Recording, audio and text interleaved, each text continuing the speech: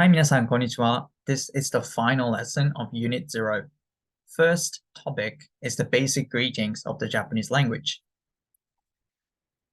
So in Japanese, basically, we have many greetings that are commonly found in many other languages as well.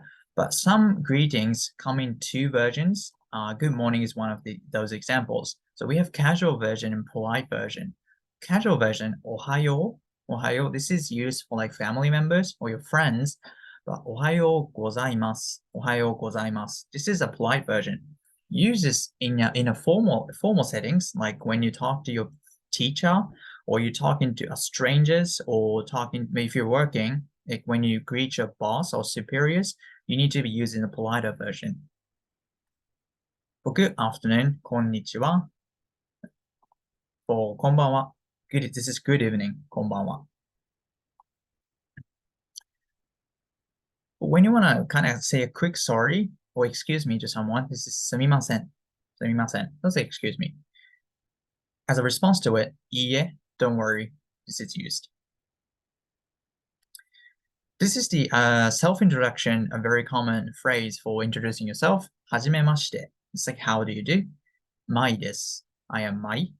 Nice to meet you. This is よろしくお願いします. よろしくお願いします. So this literal meaning is I hope to build a good relationship with you, but probably the closest translation to the English is nice to meet you. And for good morning, good nights, we also have two versions. Oyasumi for very casual. Oyasumi nasai is a bit more polite. Goodbye is sayonara. Thank you. Also, we have two versions. Arigato for casual. Arigatou gozaimasu for thank you. Like thank you, sir. Thank you, ma'am. You're welcome. どういたしまして. So in the lesson, let's learn to use the appropriate greetings in the appropriate situation. Depending on what time it is or who you are talking to, stuff like that. Now, finally, there are some greetings that are very unique to the Japanese language that you may not find in your language. So we have like a pair of greetings for leaving home, 行ってきます and 行ってらっしゃい. When you leave the home, you say 行ってきます. This means like, I'm going. 行ってらっしゃい is like, take care. 行ってらっしゃい. When you come back, you say ただいま. It's like, I'm home, I'm back. ただいま. When you say ただいま, the reply is おかえり or おかえりなさい. This is like the response, like welcome home, welcome back. Finally, we say some things when eating something. Before eating, we say いただきます. After you finish your meal, we say ごちそうさま or ごちそうさまでした. So these are basically thank you for the meal, but it's like a gratitude for the food in general. Like you're saying thank you to the person who cooked it. You're saying thank you to the person who served it. Thank you to the farmers and all the producers of the food. Basically, thank you to everything or everyone who's involved to put the food in your table. So that's greetings. And we also have introduction to kanji. So as you might know, we have three characters in Japanese writing system. So hiragana and katakana, we already know them. But kanji is the third category.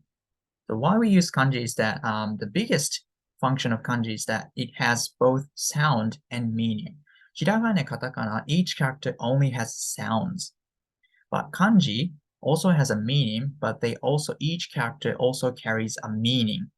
Like hi means fire, mizu, this means water, ki, this means wood. So a lot of these kanji came from the Chinese language, and we also have many words that came from Chinese. And when we write those names or when we write those words, we still use the Chinese character kanji. So in the lesson, you're going to be learning the kanji in more detail, so how they are formed or how they are kind of constructed and how you can kind of guess the meaning or pronunciation of kanji. So there are thousands of kanji that we use every day, and of course, you're not required to know all of them. But for very common ones, we're going to look at some vocabulary for the rest of the course. So as along with those vocabulary, we're going to also learn some very common kanji as well. So as you memorize the vocabulary, let's kind of pay attention to the kanji as well and start remembering and learning the basic kanji characters as well.